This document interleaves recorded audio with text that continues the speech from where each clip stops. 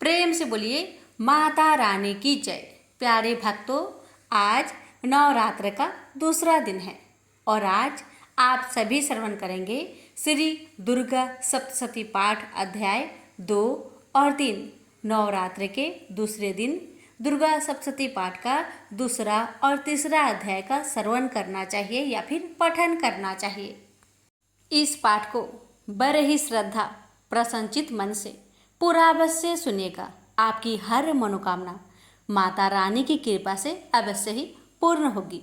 प्रेम से बोलिए दुर्गा मैया की जय, लक्ष्मी नारायण की जय, हर हर महादेव, माता पार्वती की जय, गौरी गणेश की जय। आइए श्रवण करते हैं दुर्गा सप्तशती का दूसरा अध्याय। इस अध्याय में आप सुनेंगे देवताओं के तेज से देवी का प्रादुर्भाव और महिषासुर की सेना का वध। महर्षि मेधा बोले, प्राचीन काल में देवताओं और असुरों में पूरे 100 वर्षों तक घोर युद्ध हुआ था और देवराज इंद्र देवताओं के नायक थे। इस युद्ध में देवताओं की सेना परास्त हो गई थी और इस प्रकार संपूर्ण देवताओं को जीत महिषासुर इंद्र बन बैठा था। युद्ध के पश्चात हारे हुए देवता प्रजापति श्री ब्रह्मा को साथ लेकर उस स्थान पर पहुंचे जहां पर कि भगवान शंकर विराजमान रहते हैं। देवताओं ने अपनी हार का सारा वृत्तांत भगवान श्री विष्णु और शंकर जी से कह सुनाया। वह कहने लगे, हे प्रभु, महिषासुर सूर्य, चंद्रमा, इंद्र, अग्नि, वायु, यम, वरुण तथा अन्य देवताओं के सब अधिकार छीनकर सबका अधिष्ठात्र स्वयं बन बैठा है। उसने समस्त देवताओं को स्वर्ग से निकाल दिया है। वह मनुष्य की तरह पृथ्वी पर विचर रहे हैं। दैत्यों की सारी करतूत हमने आपको सुना दी है और आपकी शरण में इसलिए आए हैं कि आप उनके वध का कोई उपाय सोचेंगे। देवताओं की बात सुनकर भगवान श्री विष्णु और शंकर जी को दैत्यों पर बड़ा गुस्सा आया। उनकी भौहें तन गई और उनकी आंखें लाल हो गई। गुस्से में भरे हुए भगवान विष्णु के मुख से बड़ा भारी तेज निकला और ठीक उसी प्रकार का तेज भगवान शंकर, ब्रह्मा और इंद्र आदि दूसरे देवताओं के मुख से प्रकट हुआ। फिर वह सारा तेज एक में मिल गया और तेज का पुंज वह ऐसा दिखता था कि जैसे ज्वलमान पर्वत हो। देवताओं ने देखा कि उस पर्वत की ज्वाला चारों ओर फैली हुई थी और देवताओं के शरीर से प्रकट हुए तेज की किसी अन्य तेज से तुलना नहीं हो सकती थी। एक स्थान पर इकट्ठा होने पर वह तेज एक देवी के रूप में परिवर्तित हो गया और अपने प्रकाश से तीनों लोकों में व्याप्त जान पड़ा। वह भगवान शंकर का तेज था। उससे देवी का मुख प्रकट हुआ। यमराज के तेज से उसके शरीर के बाल बने। भगवान विष्णु के तेज से उसकी भुजाएं बनी। चंद्रमा के तेज से दोनों स्तन और इंद्र के तेज से जंघा तथा पिंडली बनी और पृथ्वी के तेज से निष्टम भाग बना। ब्रह्मा के तेज से दोनों चरण और सूर्य के तेज से उनकी उंगलियां पैदा हुई। वसुओं की तेज से हाथों की उंगलियां एवं कुबेर के तेज से नासिका बनी। प्रजापति के तेज से उनके दांत और अग्नि की तेज से उनके नेत्र बने। संध्या की तेज से उनकी भौहें और वायु की तेज से उनके कान प्रकट हुए। इस प्रकार उस देवी का प्रादुर्भाव हुआ था। महिषासुर से पराजित देवता उस देवी को देखकर अत्यंत प्रसन्न हुए। भगवान शंकर ने अपने त्रिशूल में से एक त्रिशूल देवी मां को दिया और भगवान विष्णु ने अपने चक्र में से एक चक्र निकालकर देवी को दे दिया। वरुण देव ने देवी माँ को शंख भेंट किया, अग्नि ने इसे शक्ति दी, वायु ने देवी माँ को धनुष और बाण दिए, सहस्त्र नेत्रों वाले श्री देवराज इंद्र ने उसे अपने वज्र से उत्पन्न करके वज्र दिया और ऐरावत हाथी का एक घंटा उतारकर देवी को भेंट किया। यमराज ने उसे काल दंड में से एक दंड दिया, वरुण ने उसे पास दिया, प्रजापति ने उस देवी को स्थापित की माला दी और ब्रह्मा जी ने उसे कमंडलू दिया। सूर्य ने देवी के समस्त रोमों में अपनी किरणों का तेज भर दिया। काल ने उसे चमकती हुई ढाल और तलवार दी और उज्जवल हार और दिव्य वस्त्र भेंट किए और इनके साथ ही उसने दिव्य चूड़ामणि दी, 2 कुंडल, कंकन, उज्ज्वल अर्धचंद्र, बाहों के लिए बाजूबंद, चरणों के लिए नूपुर, गले के लिए सुंदर हसली और उंगलियों के लिए रत्नों की बनी हुई अंगूठियां उसे दे दी। विश्वकर्मा ने उनको परसा दिया और उसके साथ ही कई प्रकार के अस्त्र और अभेद कवच दिए। और इसके अतिरिक्त उसने कभी न कुम्हालने वाला सुंदर कमलों की मालाएं भेंट की। समुद्र ने सुंदर कमल का फूल भेंट किया। हिमालय ने सवारी के लिए सिंह और तरह तरह के रत्न देवी को भेंट किए। यक्षराज कुबेर ने मधु से भरा हुआ पात्र और शेषनाग ने उन्हें बहुमूल्य मणियों से विभूषित नागहार भेंट किया। इसी तरह दूसरे देवताओं ने भी उसे आभूषण और अस्त्र देकर उसका सम्मान किया। इसके पश्चात देवी ने उच्च स्वर में गर्जना की। उसके इस भयंकर नाद से आकाश गूंज उठा। देवी का वह उच्च स्वर निकला हुआ सिंहनाद समा ना सका। आकाश उनके सामने छोटा प्रतीत होने लगा। उससे बड़े जोर की प्रतिध्वनि हुई, जिससे समस्त विश्व में हलचल मच गई और समुद्र कांप उठे, पृथ्वी डोलने लगी और सबके सब पर्वत हिलने लगे। देवताओं ने उस समय प्रसन्न हो सिंह वाहिनी जगतमयी देवी से कहा, हे देवी, तुम्हारी जय हो। इसके साथ महर्षियों ने भक्ति भाव से विनम्र होकर उनकी स्तुति की। संपूर्ण त्रिलोकी को शोक मग्न देखकर दैत्यगण अपनी सेनाओं के साथ लेकर हथियार आदि सजाकर उठ खड़े हुए। महिषासुर की क्रोध की कोई सीमा नहीं थी। उसने क्रोध में भरकर कहा, यह सब क्या उत्पात है। फिर वह अपनी सेना के साथ उस ओर दौड़ा जिस ओर से भयंकर नाद का शब्द सुनाई दिया था और आगे पहुंचकर उसने देवी को देखा, जो कि अपनी प्रभा से तीनों लोक को प्रकाशित कर रही थी। उसके चरणों के भार से पृथ्वी दबी जा रही थी। माथे के मुकुट से आकाश में एक रेखा सी बन रही थी और उसके धनुष की टंकोर से सब लोग क्षुब्ध हो रहे थे। देवी अपने शस्त्रों भुजाओं को संपूर्ण दिशाओं में फैलाए खड़ी थी। इसके पश्चात उनका दैत्यों के साथ युद्ध छिड़ गया और कई प्रकार के अस्त्र शस्त्रों से सब की सब दिशाओं उभदासित होने लगी। महिषासुर की सेना का सेनापति चिछूड़ नामक एक महान असुर था। वह आगे बढ़कर देवी के साथ युद्ध करने लगा और दूसरे दैत्यों की चतुरंगिनी सेना के साथ लेकर चामर भी लड़ने लगा और 60,000 महारथियों को साथ लेकर उदग्र नामक महादैत्य आकर युद्ध करने लगा और महाहनु नामक असुर 1 करोड़ रथियों को लेकर, आसीलोमा नामक असुर 5 करोड़ सैनिकों को साथ लेकर युद्ध करने लगा। बास्कल नामक असुर 60 लाख असुरों के साथ युद्ध में आ डटा। बीडाल नामक असुर 1 करोड़ रथियों सहित लड़ने को तैयार था। इन सब के अतिरिक्त और भी हजारों असुर हाथी और घोड़े के साथ लेकर लड़ने लगे।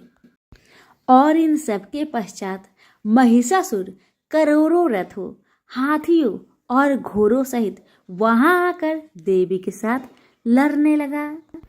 सभी असुर तोमर, भिंदीपाल, शक्ति, मूसल, खड्गों, फरसों, पट्टियों के साथ रणभूमि में देवी के साथ युद्ध करने लगे। कई शक्तियां फेंकने लगे और कोई अन्य शस्त्र आदि। इसके पश्चात सब के सब दैत्य अपनी अपनी तलवार हाथों में लेकर देवी की ओर दौड़े और उसे मार डालने का उद्योग करने लगे। मगर देवी ने क्रोध भरकर खेल ही खेल में उनके सब अस्त्रों शस्त्रों को काट दिया। इसके पश्चात ऋषियों और देवताओं ने देवी शक्ति की स्तुति आरंभ कर दी और वह प्रसन्न होकर असुरों के शरीर पर अस्त्र शस्त्रों की वर्षा करती रही। देवी का वाहन भी क्रोध में भरकर दैत्य सेना में इस प्रकार विचरने लगा जैसे कि वन में दावानल फैल रहा हो। युद्ध करते हुए देवी ने क्रोध में भरकर जितने श्वासों को छोड़ा वह तुरंत ही सैकड़ों हजार गणों के रूप में परिवर्तित हो गए। फरसे, भिंदीपाल, खड्ग तथा पटिस इत्यादि अस्त्रों के साथ दैत्यों से युद्ध करने लगे। देवी की शक्ति से बड़े हुए वह गण दैत्यों का नाश करते हुए ढोल, शंख, मृदक आदि बजा रहे थे। तदंतर देवी ने त्रिशूल, गदा, शक्ति, खड्ग इत्यादि से सहस्त्रों असुरों को मार डाला। कितनों को घंटे की भयंकर आवाज से ही यमलोक पहुंचा दिया। कितने ही असुरों को उसने पास में बांधकर पृथ्वी पर घसीट डाला। कितनों को तो अपनी तलवार से टुकड़े टुकड़े कर दिए और कितनों को तो गदे की चोट से धरती पर सुला दिया। कई दैत्य मूसल की मार से घायल होकर रक्त बामन करने लगे और कई शूल से छाती फट जाने के कारण पृथ्वी पर लेट गए और कितनों की बाण से कमर टूट गई। देवताओं को पीड़ा देने वाले दैत्य कट कट कर मरने लगे। कितनों की बाहें अलग हो गई, कितनों की ग्रीवाएं कट गई, कितनों के सिर कट कट कर दूर भूमि पर लुढ़क गए, कितनों के शरीर बीच में से कट गए और कितनों की जंघाएं कट गई और वह पृथ्वी पर गिर पड़े। कितने ही सिरों व पैरों के कटने पर भी भूमि पर से उठ खड़े हुए और अस्त्र शस्त्र हाथ में लेकर देवी से लड़ने लगे। कई दैत्यगण भूमि में बाजों की ध्वनि के साथ नाच रहे थे। कई असुर जिनके सिर कट चुके थे बिना सिर के धड़ से ही हाथ में शस्त्र लिए लड़ रहे थे। दैत्य रह रहकर ठहरो ठहरो कहते हुए देवी को युद्ध के लिए ललकार रहे थे। जहां पर यह घोर संग्राम हुआ था वहां की भूमि रथ, हाथी, घोड़े और असुरों की लाशों से भर गई थी और असुर सेना के बीच में रक्तपात होने के कारण रुधिर की नदियां बह रही थी। और इस तरह देवी ने असुर की विशाल सेना को क्षण भर में इस तरह से नष्ट कर डाला जैसे तृष्ण काष्ठ के बड़े समूह को अग्नि नष्ट कर डालती है। और देवी का सिंह भी गर्दन के बालों को हिलाता हुआ और बड़ा शब्द करता हुआ असुरों के शरीरों से मानो उनके प्राणों को ढूंढ रहा था। वहां देवी के गणों ने जब दैत्यों के साथ युद्ध किया तो देवताओं ने प्रसन्न होकर आकाश से उन पर पुष्प वर्षा करने लगी। प्रेम से बोले शेरों वाली माता की जय। यहीं पर हमारी श्री दुर्गा सप्तशती पाठ का दूसरा अध्याय समाप्त हुआ। श्री दुर्गा सप्तशती पाठ तीसरा अध्याय। इस अध्याय में आप सुनेंगे सेनापतियों सहित महिषासुर का वध। महर्षि मेधा ने कहा, महिषासुर की सेना नष्ट होते देखकर उस सेना का सेनापति चिछूर क्रोध में भर देवी के साथ युद्ध करने के लिए आगे बढ़ा। वह देवी पर इस प्रकार बाणों की वर्षा करने लगा मानो सुमेरु पर्वत पानी की धार बरसा रहा हो। इस प्रकार देवी ने अपने बाणों से उसके बाणों को काट डाला तथा उसके घोड़ों व सारथी को मार दिया। साथ ही उसके धनुष और उसकी अन्य ऊंची ध्वजा को भी काट कर नीचे गिरा दिया। उसका धनुष कट जाने के पश्चात उसके शरीर के अंगों को भी अपने बाणों से बीध दिया। धनुष, घोड़े और सारथी के नष्ट होने पर वह असुर ढाल और तलवार लेकर देवी की तरफ आया। उसने अपनी तिरछ धार वाली तलवार से देवी के सिंह के मस्तक पर प्रहार किया और बड़े वेग से देवी की बाई भुजा पर वार किया, किंतु देवी की बाई भुजा को छूते ही उस दैत्य की तलवार टूटकर 2 टुकड़ों में बट गई। इससे दैत्य ने क्रोध में भरकर शूल हाथ में लिया और भद्रकाली देवी की ओर फेंका। देवी की ओर आता हुआ वह शूल आकाश से गिरते सूर्य के समान प्रज्वलित हो उठा। शूल को अपनी ओर आते हुए देखकर देवी ने भी शूल छोड़ा और महाअसुर के शूल के 100 टुकड़े कर दिए और साथ ही महाअसुर के प्राण भी हर लिए। चिछूर के मरने पर देवताओं को दुख होने वाला चामार नामक दैत्य हाथी पर सवार होकर देवी से लड़ने के लिए आया और उसने आने के साथ ही शक्ति से प्रहार किया, किंतु देवी ने अपनी हुक्कार से ही उसे तोड़कर पृथ्वी पर डाल दिया। शक्ति को टूटा हुआ देखकर दैत्य ने क्रोध से लाल होकर शूल को चलाया, किंतु देवी ने उसको भी काट दिया।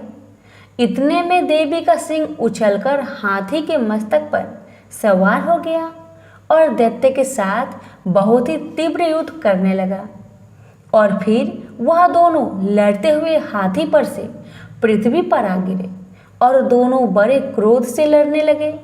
फिर सिंह बड़े जोर से आकाश की ओर उछला और जब पृथ्वी की ओर आया तो उसने अपने पंजे से चामर का सिर धड़ से अलग कर दिया।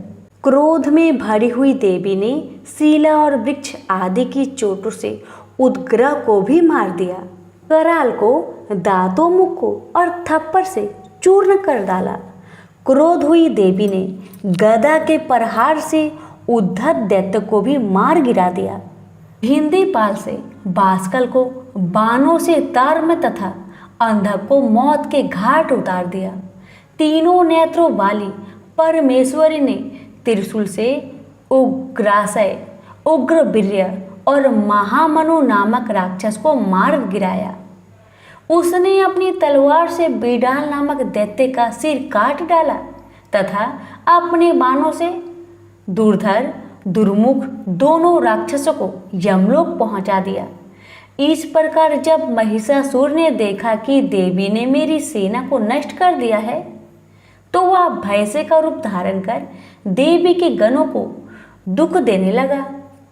उन गणों में कितनों को उसने मुख के प्रहार से, कितनों को खुर से, कितनों को पुछ से, कितनों को सिंघों से, बहुतों को तो दौड़ने के वेग से, अनेकों को सिंहनाद से, कितनों को चक्कर देकर और कितनों को निश्वास वायु के झोंके से पृथ्वी पर गिरा दिया। उधर दैत्य भी क्रोध में भरकर धरती को खुरों से खोदने लगा तथा सिंघों से पर्वतों को उखाड़ उखाड़ कर धरती पर फेंकने लगा और मुख से शब्द करने लगा। महिषासुर के वेग से चक्कर देने के कारण पृथ्वी क्षुब्ध होकर फटने लगी। उसकी पूंछ से टकराकर समुद्र चारों तरफ फैल गया। हिलते हुए सिंघों के आघात से मेघ खंड खंड हो गए और श्वास से आकाश में उमड़ते हुए पर्वत गिरने लगे। इस तरह क्रोध में भरे हुए राक्षस को देख चंडिका को भी क्रोध आ गया और वह उसको मारने के लिए क्रोध में भर गई। देवी ने पास फेंक कर दैत्य को बांध लिया। उसने बंध जाने पर दैत्य का रूप त्याग दिया और सिंह का रूप धारण कर लिया। और जैसे ही देवी उसका सिर काटने के लिए तैयार हुई, उसने पुरुष का रूप बना लिया, जो कि हाथ में तलवार लिए था। देवी ने तुरंत ही अपने बाणों के साथ उस पुरुष को उसकी तलवार ढाल सहित बीध डाला। इसके पश्चात वह हाथी के रूप में दिखाई देने लगा और अपनी लंबी सूंड से देवी के सिंह को खींचने लगा और गरजने लगा। देवी ने तलवार से उसकी सूंड काट डाली। तब राक्षस ने एक बार फिर भैंसे का रूप धारण कर लिया और पहले की तरह चर अचर जीवों सहित समस्त त्रिलोकी को व्याकुल करने लगा। इसके पश्चात क्रोध में भरी हुई देवी बारंबार उत्तम मधु का पान करने लगी और लाल लाल नेत्र करके हंसने लगी। उधर बलवीर्य तथा मद से क्रोध हुआ दैत्य भी गरजने लगा। अपने सिंहों से देवी पर पर्वतों को फेंकने लगा। देवी अपने बाणों से उसके फेंके हुए पर्वतों को चूर्ण करते हुए बोली, अरे ओ मूर्ख, जब तक मैं मधुपान कर रही हूँ तब तक तू गरज ले जितना गरजना है, और इसके पश्चात मेरे हाथों से तेरी मृत्यु हो जाने पर देवता गरजेंगे। महर्षि मेधा ने कहा। ऐसे कहकर देवी उछलकर उस दैत्य पर चढ़ी और उसको अपने पैर से दबाकर सूंड से उसके गले पर आघात किया। देवी के पैर से दबने पर भी दैत्य ने अपने दूसरे रूप से अपने मुख से बाहर होने लगा। अभी वह आधा ही बाहर निकला था कि देवी ने अपने प्रभाव से उसे रोक दिया। जब वह आधा निकला हुआ दैत्य युद्ध करने लगा तो देवी ने अपने तलवार से उसका सिर काट दिया। इसके पश्चात सारी राक्षस सेना हाहाकार करते हुई वहां से भाग खड़ी हुई और सब देवता अत्यंत प्रसन्न हुए और ऋषियों महर्षियों सहित देवी की स्तुति करने लगे, गंधर्व गान करने लगे तथा अप्सराएं नृत्य करने लगी। तो प्रेम से बोलिए जगदम्बा माता की जय।